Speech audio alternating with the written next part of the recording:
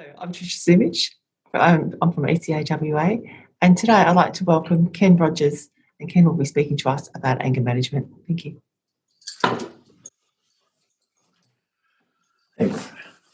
Thanks, Tricia. It's good to be here again. Anger management is a really important topic, and I'll take you through some slides, and we'll have a bit of a look at some of the opportunities that are there.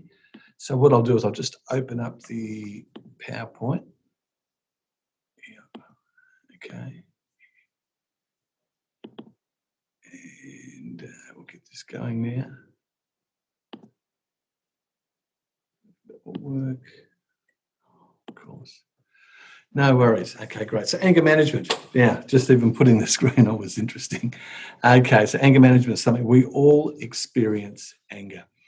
Okay, but what is it specifically? It's something that a lot of us scratch our heads over. I've been lucky enough to do to run many courses around men and anger for some years, and it's certainly something that really trips us all up.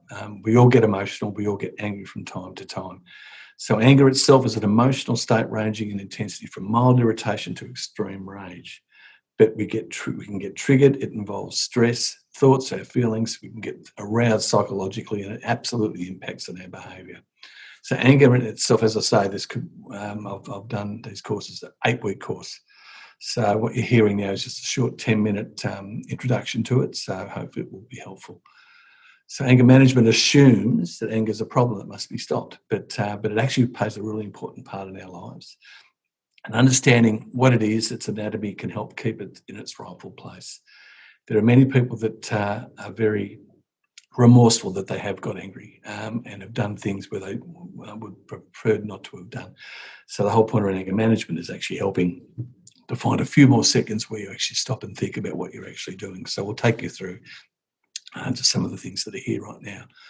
So as I say, anger management is not about never getting angry, but it is about learning how you can regulate and suppress those naturally angry feelings in a way that makes us much more effective.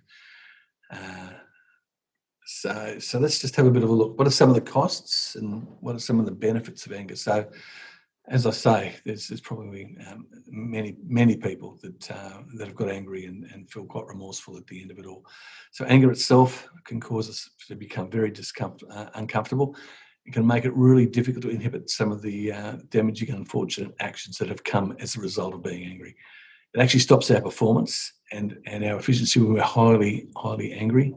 It can certainly compromise our health and can carry a whole bunch of negative outcomes if it's not done really well. And it can certainly impact on how we're seen by others, promote a negative self-image of ourselves as a defective, perhaps also an angry person.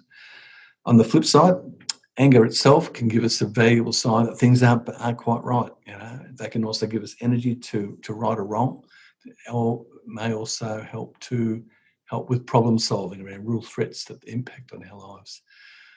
May also provide energy to fight illness and do what's necessary, and can help us survive when a fight or flight reaction can help us ward off danger. And if used to fuel self-assertion, it may improve self-esteem. So there are costs and benefits certainly of anger. Physically, a whole lot of stuff's going on in our body. You can just feel that you can become quite tunnel vision.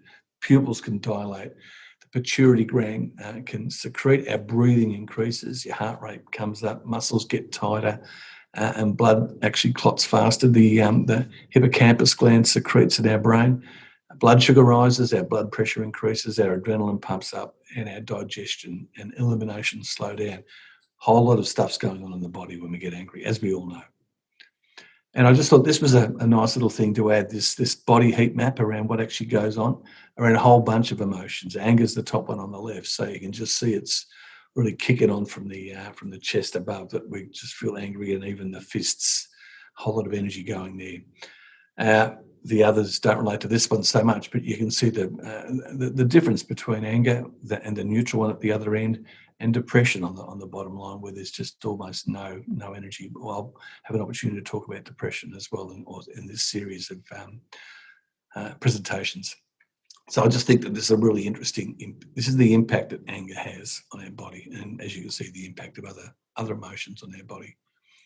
So when you get a chance, sometimes it's really helpful to reflect. And, you can stop this video at any stage and maybe just write down some of these questions. What are your triggers to anger? What gets you triggered and makes you angry? What are your warning signs? Do you get knots in your stomach, or do you feel your pupils dilate, as was mentioned before? And how do you actually behave when you're getting angry? Is it something that you're proud of? So actually reflecting on what we're doing is really helpful. It's the only way that we can often learn, because we know the impact of it on ourselves. So the other thing that's been done in the past is what's called an anger iceberg. You think about what the situations that made you angry, and that's sitting above the water. But below the water is a whole bunch of secondary emotions. What were the underlying feelings under the surface? And you can see some examples there: grief, tricked, embarrassed, guilty, exhausted, disappointed, regret, worried, offended, nervous, envious. A whole lot of stuff's going on under the surface that people don't see. What they do see is the anger. And knowing these secondary emotions is really important in terms of managing anger. So some of the strategies for managing anger: learn how to extinguish the fuse. I'll look at these separately in forthcoming slides. Reduce your physical arousal, deal with the sustained anger, choose to let go, and then identify and challenge what's producing these cognitions around anger. So the first of all, extinguish the fuse, preventing an angry explosion. I like this little one here: stop, breathe, leave. Pretty interesting a technique to remember. When you feel that you're getting angry, stop, have a good breath, think about what's going on, and then choose to leave. Okay, ask yourself, stay goal focused. What's your goal really here in this situation? Is being angry going to help? And another one that's very, very good is actually having a timeout, which is similar to the stop, breathe, leave in terms of recognizing it, retreat, relax. But the critical thing is when you do leave and having this timeout, you say that you will be back. You just don't storm off. You say, I am coming back in a certain amount of time. That technique's really helpful. It maintains you around supporting yourself and trying to extinguish that fuse, preventing that angry explosion. Reduce your physical arousal. Exercise is really important. Certainly times when I've been angry, I've gone out and raked the back lawn, and even that little exercise can be really helpful. Certainly, I really enjoy going for runs and walks also these days, and swimming is often really helpful for me as well. So know what it is in terms of exercise that works for you in terms of managing your anger. This special diaphragmatic breathing actually goes right down into your belly. So deep breathing is really important. And of course, you'd be fully aware of learning how you do deep relaxation is really critical to switch off those angry thoughts. Choose to let go of your anger. You make a choice. Wanting to stay angry is the biggest obstacle for releasing anger. So when you say to yourself, I choose not to be angry anymore, can often be really helpful. And again, have some goal-directed thinking. I've got the little critical thinking slide there as well. But anger is really self-defeating because it stops us from getting what we want. So why stay angry when it's stopping us getting what we really want? It's not going to be helpful. Choose to let go of your anger. Identify and challenge any anger-producing cognitions. The shoulds is something, and I've got them on the right-hand side there in red. My friend should be supportive. My son should study hard. My husband should be able to communicate well. My wife, she should want the same things that I do. My work colleagues should be, very conscientious. My boss should be fair. The train should run on time. People should return the trolleys to the supermarket. Pet owners should clean up after their pets. The neighbour should keep his music down. How much impact do you have on that stuff? They call it the tyranny of the shoulds, because the reality is that we just can't change those things. And the just world fallacy is interesting as well. We actually expect the world to be fair, but it often isn't. And there's nothing that we can do about that. Accepting that is really important. Black and white thinking, it's got to be this or this. It can't be any shades of grey. Blaming others for what's going on, and then it's all my fault. And it's actually impacting me more than anyone else. Some of the anger-producing cognitions meaning thinking that we can be really challenging and certainly impact us in terms of anger. So finally and fundamentally, thinking back to what it is, what can you do?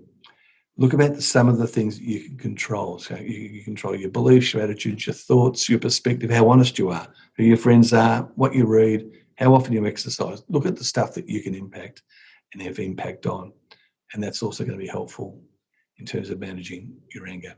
very short, very quick introduction to it. It doesn't, in many ways, do it. It's such a broad topic, and it really needs to be something that's very important for people to learn how to do. So I wish you well on your anger management journey.